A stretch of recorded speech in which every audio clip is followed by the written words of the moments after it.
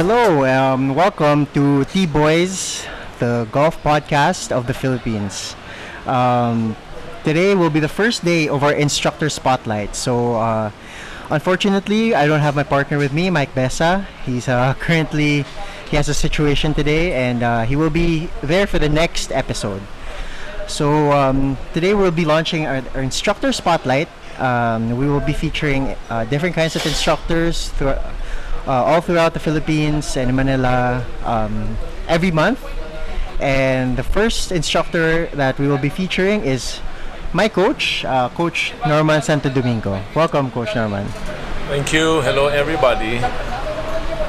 All right, so Coach, how did you get into golf? First, it was introduced by our Lolo, Lolo Papang, 1974, 1975, when he was playing. Siya yun kasi nag-start ng golf namin sa family. Okay. My Lolo Papang is the dad of my father, Noli Santo Domingo. So, every Sunday we go to them sa lolo namin and lola, and then we saw him practice there every day. Yeah. So parang kami magpipinsan, we got so parang excited, no? Yeah. Parang wow, what's this? What is he doing? So he introduced us, and then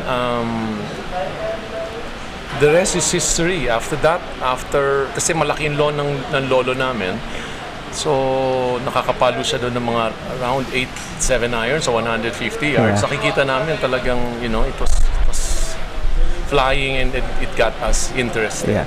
So all of us cousins, we were about like 10 to 12, started playing the sport. So how old were you, Coach? How old were you then? Probably I was almost 12. Okay. Yeah, I think at 11 to 12 years Okay. old at that time. So 70s, definitely 70s. Okay. Yeah. So at that time, how was golf as a sport? Was it as big? Was it bigger before than it is now? Kasi I've been seeing pictures yung mga Philippine Open back in the day, ang daming nanonood eh. Pero ngayon PGT medyo konti na nanonood. So was it big before or no? I think it's even bigger now. Oh, it's even bigger now. Yeah, because of Tiger Woods. Okay, No? yeah. All, that guy is really something. Phenomenon talaga yan. So it's bigger now. Kaya marami na track even kids. Yes, yes. They want to be like Tiger.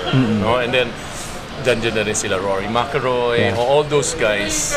Kaya that before it was also big, but I think it's even bigger now. Bigger now. So, Coach, when you were young, so you continued playing golf. What did you aspire to become? Did you aspire to become a PGA Tour player? Yeah, I think everybody has that dream, no? But it's in reality, it's really difficult. Yeah, Now I realize, wow, buti na lang hindi ako natuloy doon kasi it's tough. It's Yeah. really very tough, no? So, but I really dreamt about it, Yeah. Parang dreamed about it. Yeah. Na talagang gano'n, a lot of money, di ba? Yes, and yes, fame, yes. all of those. Did you try? Yes. Yeah. But I told you it was hard. so maybe it was not for me sa touring, Yes. So I napunta ako sa teaching. Who were your favorite golfers back in the day, Coach? As in, you were looking up to them growing up. Of course, Jack Nicklaus, Johnny Miller, Seve Ballesteros, all of those guys. But my idol is my grandfather. Of course, Si of Lolo course. Papang, Yeah. and my dad. And your dad. Yeah. So what got you into teaching? Okay. It was funny because when Southwoods needed a team, Third Escanio, a very good friend of mine, called me. I was working as a theater manager at that time in Mega Mall, SM Cinemas. he called me and then he asked me if I'm interested in joining Southwood's team. Yeah. So I said, yeah, of course. So we played sa PhilAm all the tournaments na ginawa doon ng Southwoods as a team. Yeah. I played well. So Jerry Quechanoa, who was our golf director at the time, Southwoods golf director, asked me if I want to consider teaching. Okay. Okay? So 30 was the one who invited me sa Southwoods team. And then Jeric naman invited me kung gusto ko magturo. Yeah. Alright. So he offered me na I will be trained in the US. Dami niyang offer. So, of course, who will say no to that offer, no? So, that started everything. That was 1994. Okay. So, and you went to the US Yes. to teach. So where did you learn to really teach the game? Because I mean, people can teach, right? They can literally they can get students. They can just post online that they're teaching. Yeah. But it's different kasi if you have a background in actually teaching golf. Yes. And I've seen it. I've been with you for what, 3 years? 3 years. You've been my coach for 3 years, and the way you teach is very different from the other coaches that I've tried before. So where did you get that? Parang do you think for you did you learn it, or kumbaga parang natutunan mo siya, or parang nasa innate in you to teach? All golfers are teachers. All of us. Iba-ibang level lang. Meron lang minsan mali, minsan tama.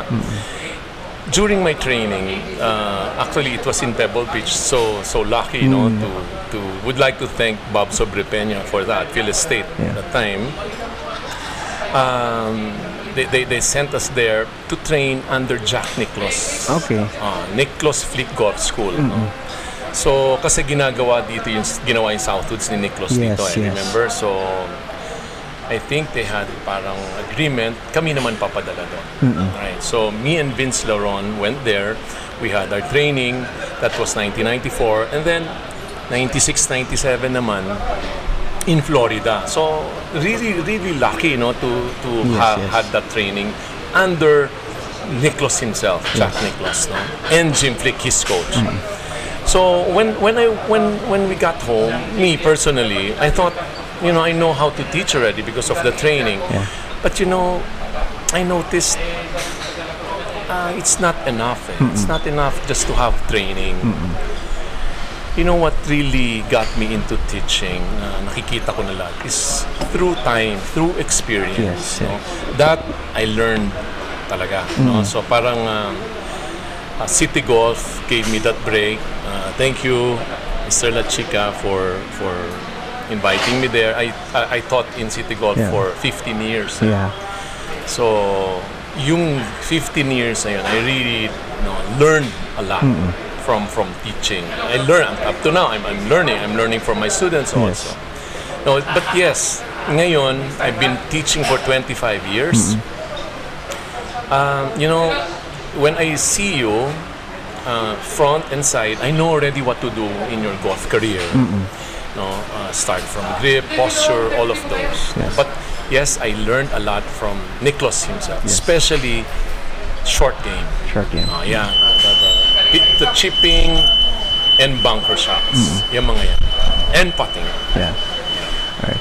So, sorry for a bit of the noise. We're actually on the 10th hole. We're on the club hole. The first hole? Yeah. This is the first hole? Yeah, first hole. First hole of Camp Aguinaldo Golf and Country Club. We're actually in the expansion of the clubhouse. Right now.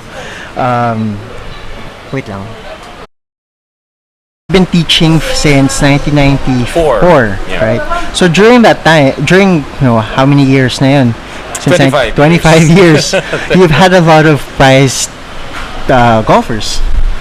Right? You've taught a lot of really, really good golfers over the years. Right. Can you name a few? Yeah, I cannot remember all now, but for those pasensya na kung makalimutan ko yung iba. But of course, yung una namin sa States is si Nicole Abilar. Yap, nag-champion kami doon in Junior Masters, now the FCG, when she was 7. And then we went back again. Almost we won again, back to back. No? But we lost second place. But that was really a good experience. Yeah. After that, it was Anika Kayabyab Stern, Anika Pineda Kayabyab Stern na mag-champion naman. Same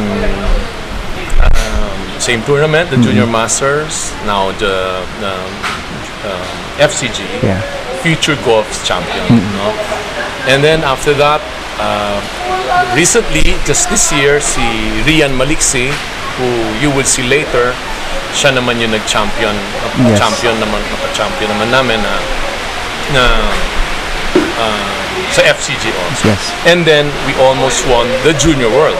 No, na we placed second. Yes. So those three are, I can say that I'm really, really very proud. Yes. And you were also the coach of my wife, Paulina. Yeah. Although she didn't win Junior World, she was at least top 10. So. Oh, she was good. Paulina was so good. Yeah. Up to now. Yeah, pero wala na kasing motivation. So we'll talk about that later. The burnout. So coach, what's your teaching style? I mean, a lot of our listeners right now, are starting golfers. So a lot of them have really high handicaps. Yeah. Just wanted to share. I had a really high handicap when I first arrived. When you first taught me. I saw you. My swing was unbelievably terrible. Yeah. From the backswing all the way to the downswing. Talagang, diba, you would tell me, paano mo natatamaan yung bola? Kasi talagang hindi mo, it's really bad. It was really bad. So, what's your teaching style? How do you approach na si a beginner golfer?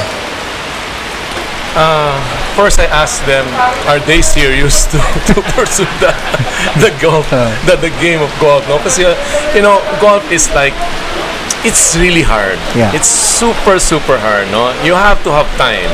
You have to have resources. I mean, money to spend with. So, medyo mabigat talaga ang golf. So, also you have to at least have naman talent, di ba? Para naman gumaling ka din, So I normally start with that. And then when they say, yeah, coach, okay naman. So we start. I learned from Nicholas Golf School. I start yung pinaka-basic, the 5 Ps. I don't know if you still remember that, but I teach all my students the 5 Ps, which is number 1 is position. Pressure on second, posture. Yes. Imagine 5 Ps lang, 3 Ps na, hindi ka pa tumitira. No? Yes. And then the 4th is the plane, which is on the backswing and downswing. And the last P would be power. Yes. So I use this until now. Yes. I think this is helping a lot of golfers. Yes. And this came from Nicholas himself. Yeah. So, I'm sure people have seen you before in City Golf with all of the gadgets, the video cameras, the computer. And they're probably wondering what that is. Could you tell them what it is? Because it's easier for both of us, the one that I teach, for them to see their swings. At the same time, makikita ko din, it's easier. So, gone are the days na, yung sasabihin mo lang, yung mga ganyan, ito lang, gawin mo ganon. Medyo, that's an old school. Old school na yun. Yes. So, I'm not saying it's wrong, but ngayon, let's take advantage of meron video, di ba, na makikita nila. Kasi some golfers, when you check them, for example, pasok ang backswing nila, they won't believe you they think it's on plane, but it's really inside or outside. Yes. So, by showing them, it's gonna be easier to convince them. Yan. Kaya meron akong video. Up to now, I'm using it. Yes. So, kasi, for example, myself, I like to learn visually. Yeah. Right. So, if somebody tells me, oh, pasok ang backswing mo, my head parang, what do you mean by that? Like that, yeah. So that's why I was able to develop my golf swing, is because I can actually see every time we have a lesson. I can see, if it's on plane or not. and chances are it's not on plane, right? Yeah. So and the chances are that if you feel, even though if it's on plane, It's not. it's not. Yeah. Even if you with me, my backswing, my takeaway is really inside. Yes. Okay, that's my swing fault. Even if I try to throw it outside, nakita natin, hindi pa rin umaabot. Hindi pa rin, inside pa rin siya. That's right. And not only that, I can still remember that inside ka na, super shot pa yung club face mo. Yes, yes. No? So, all of those makikita mo doon. So, ipopost natin frame by frame. So, it's easier for you to, even convince your brain. Yeah. Because the video doesn't lie. The video doesn't The lie. video doesn't lie. Right. So you still do that until now, right, Until Coach? now. So you moved from City Golf. You're now here in Camp Aguinaldo driving Yes, range, yes. right beside the golf course. Yes. Right. Yes. I would like to thank General Reyes, our GM here, for accepting me. And of course, the supervisor of Lagcom, Josie Untal, and Dino, supervisor here also. They really helped me. They welcome me open arms. So, thank you. Coach, are there any golfers right now in the PGT that you were able to work with? Yeah, James, Ryan, I worked with him. Even a lot eh. Medyo matagal na kasi 25 years, no? Yes. So, I cannot remember, even Gerard Rosales, meron kami mga, few lessons. Dami eh. I cannot recall now. Yes.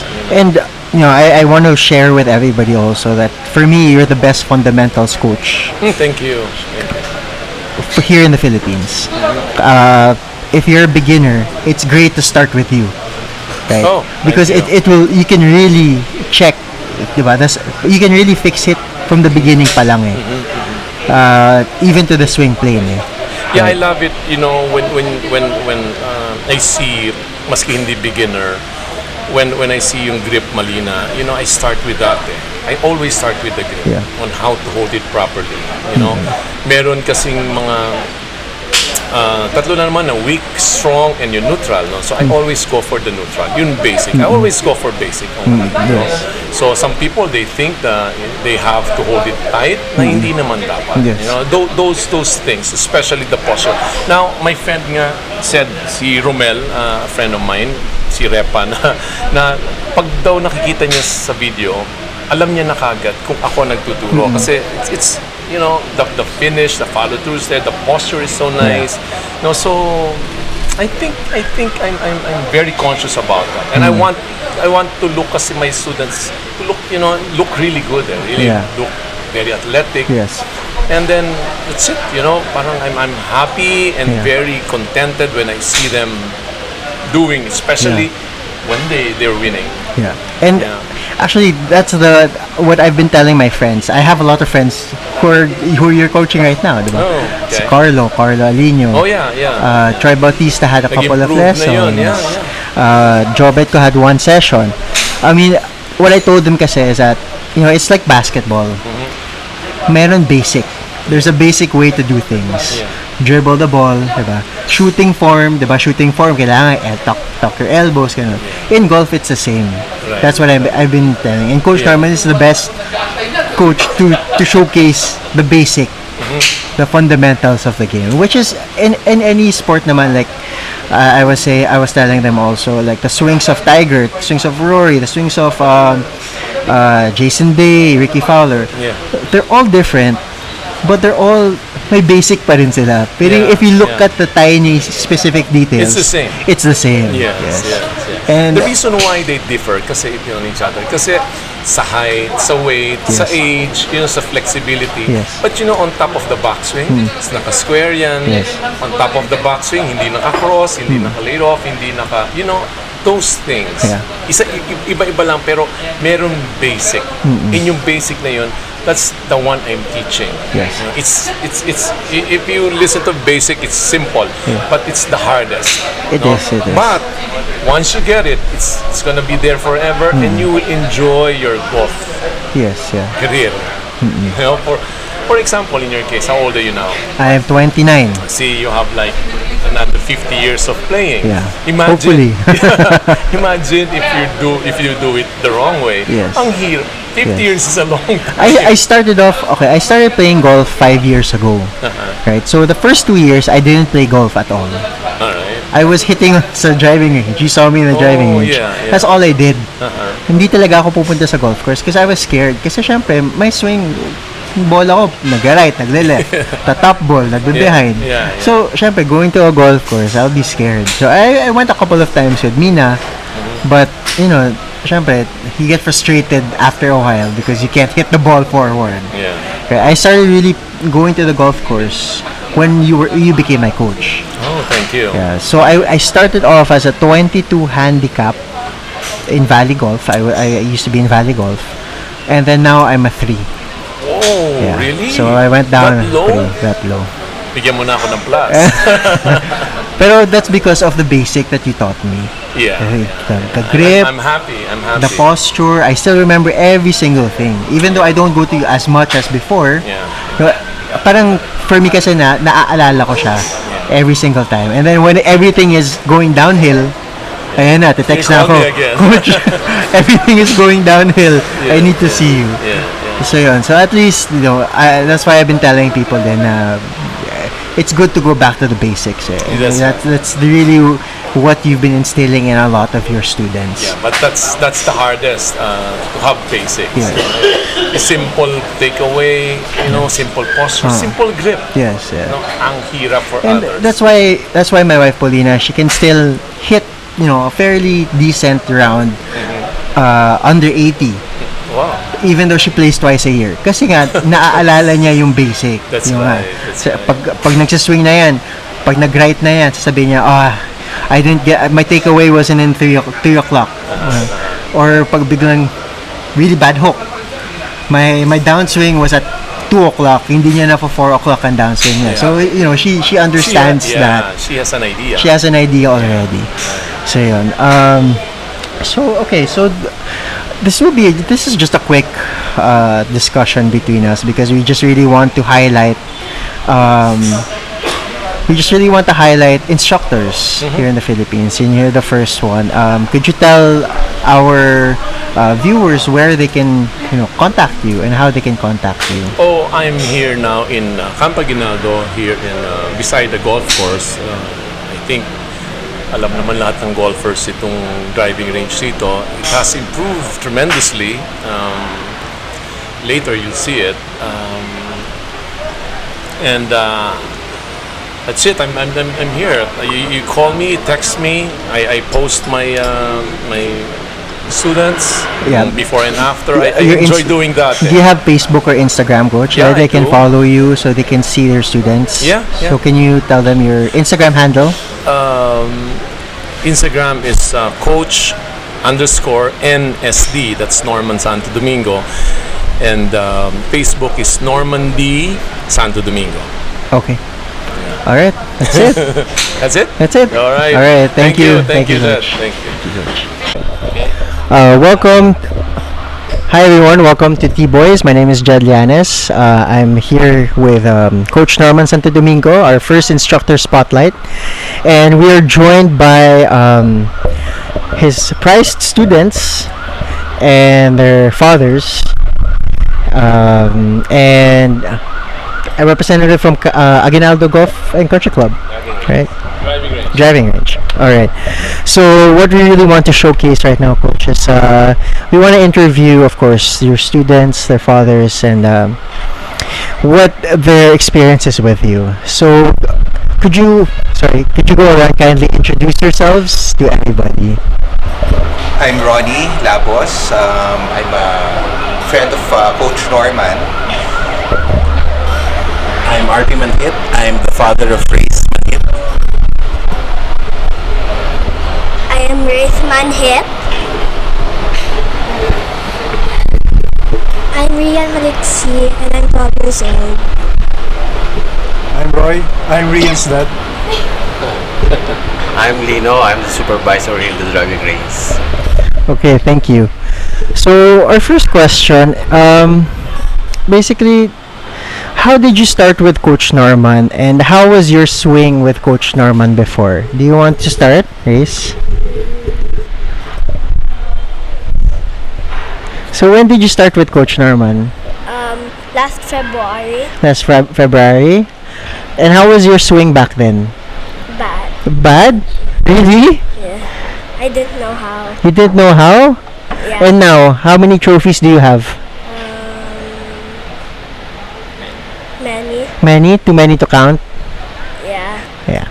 Alright, thank you. Alright, Rian. So when did you start with Coach Norman?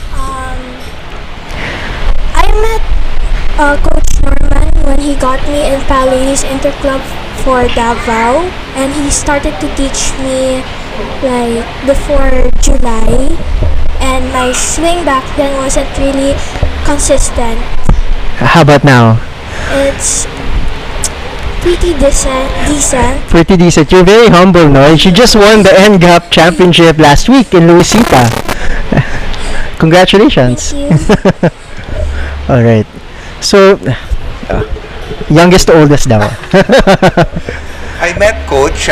He taught two of my kids when they were still June golf. One was 7, and the other one was around 10. That was about more than 10 years ago. And after that, I was able to build a personal friendship with him.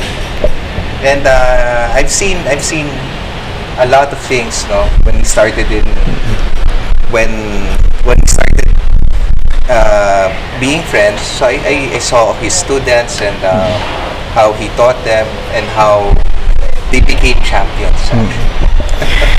Alright, my questions naman to the fathers. Well, basically, how did you see the progression of your child? So, ano yung progression ng child nyo ever since they started with Coach Norman? Actually, I was very surprised because Ray's only started hitting balls last February. Come after 3 months, we joined already the US Kids qualifiers. Yeah. He did not qualify, but at least he was there already.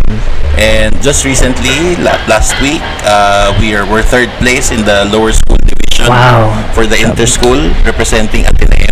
Yes, Ateneo. So, it's a very great improvement. I'm very happy with Coach. That's good. Going back to July this year, I'm with Coach Norman and Rian in the US, where Rian competed in the two major world championships, one the IMG and one the FCG. And I personally witnessed how Coach Norman, as a good coach, he handled Rian very well, and I'm very happy having Norman with us. Well, thank you for that. Sir, question naman for you. Ano naging difference nung dumating si Coach Norman dito? Si Coach Norman, magmula nung dumating dito, mas nadagdagan yung guest golfer namin dito sa driving range. Pangalawa, pati yung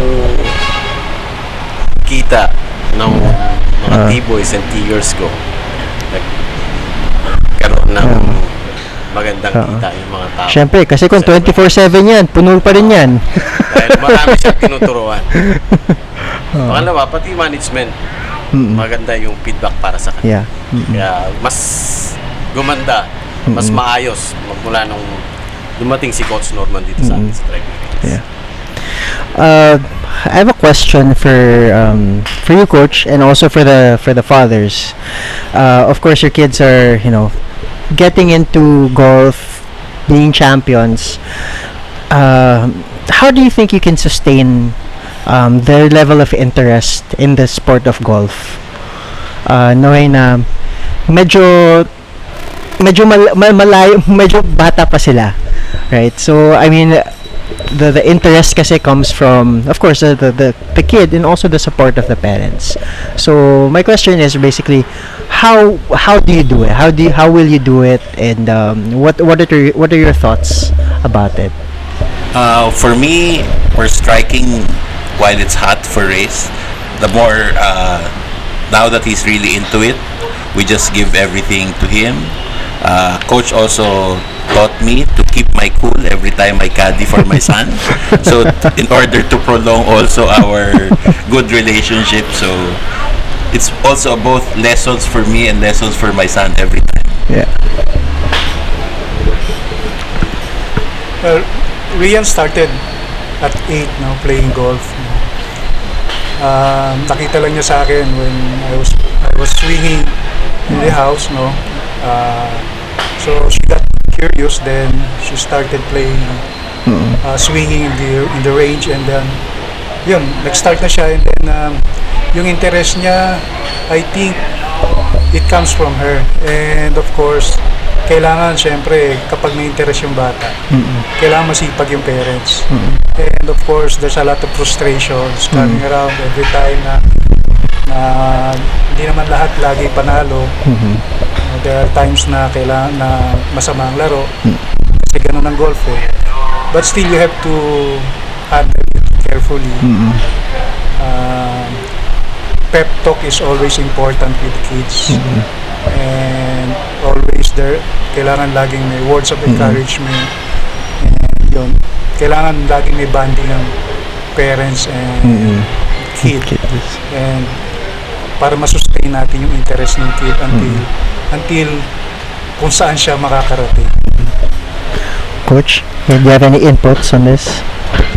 Going back to RP, no, sinabi niya yun. Kasi one lesson I learned from a very good friend of mine, Coach Bong Lopez. Sabi niya sa akin, nung kunento niya sa akin regarding sa parents at sa mga anak nila, na kapag napapagalitan, normal kasi yan, siyempre gusto nilang gumaling anak nila. Maski ako, I think, papagalitan ko yung anak ko pag medyo hindi maganda na rin. I think that's normal.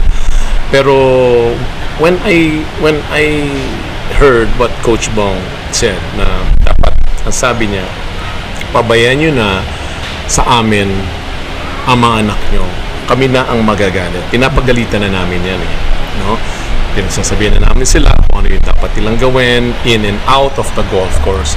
So, pag kayo nang kasama, kayo na sa kotse, magkasama na kayo kung sa bahay, pauwi, wherever, talo o panalo, hindi nyo na iwasan nyo ng pagalitan.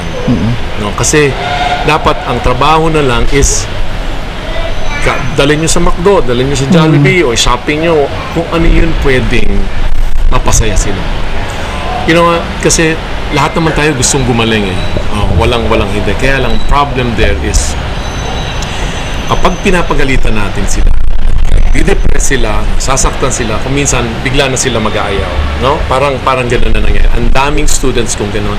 Even yung isa kong estudyante na magaling, gano'n na nangyari. Ito talagang sinasaktan pa siya physically, so nag-stop na siya. And we don't want that. Yeah. So parang gano'n lang ang tip ko sa mga parents, lalong-lalo na doon sa mga strict, no? Let the coaches, kung may coaches sila, handle the frustrations, no? Kami ang sisihin nyo kapag hindi maganda yung laro. Kasi kami yung may trabaho noon. No, kami papagalitan namin sila lahat kasi all we wish is to make your kids and everybody, lahat ng tinuturuan namin, better golfer. Now, if you can avoid, you know, makipag-discussion ng away sa mga anak nyo, medyo think about it first. No? You know, it will work, I'm sure. And it will be better. Tama, Arps? Yes. Yeah. Proven yun. Proven. So please avoid that. Everybody will be happy. I have a question for the kids naman. Yeah. So, if there are any kids watching right now, what can you tell them so they can play, so they can, you know, you can invite them to play golf? What can you say about golf? Golf is a very fun, interesting, and a challenging sport. It doesn't also, it teaches you how to maintain your great composure and your great attitude, and it also makes you physically strong. Okay. I have a question. Do you have a lot of classmates in Ateneo Yes. Yes. What can you tell them about golf? Fun. It's fun. And Do you like bonding with your dad when you're playing on the golf course? yeah. Yes. So can you? So all of your friends, are you inviting them to play golf with you? Yeah. Yeah. Do they want to play golf? Some of them don't know how. They don't know how. To Coach Norman. They can reserve 2 months in advance. So it's a fun sport for you. Yeah. Yeah, and you enjoy it. Yeah. Okay, that's good. All right, so basically that's it. Do you have any other questions that you want to raise? How about for the adult golfers? How about for the adult beginners who want to start playing golf? How do you think they should approach this game? This is the sport that we'll be playing till we get old, really. So start playing and enjoy it. Enjoy life. Yeah. Coach, you know why I started playing golf? Because I remember I played basketball for the longest time. I played in Ateneo. I played basketball at Ateneo. And then I got injured and I wasn't able to play basketball anymore. And then I was thinking to myself, you know what? 30 years from now, everybody my age will be playing golf. Right? I'll start now so that in 30 years I can beat them. No problem. So that's the reason why I started playing golf. And of course, my wife, because of my wife. Even to this day, I can't beat her.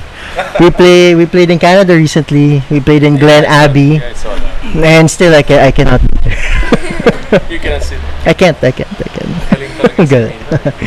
sa So yan. Alright, so thank you everybody for watching this episode of T-Boys. If you want to contact Coach Norman, you can follow him on Instagram at coach_NSD. And you can also search for him on Facebook. If you want his personal contact details, you can actually message us on our Facebook page, or you can message me directly so I can connect you with him. Thank Alright. you. Thank you. Thank you. Thank you so much.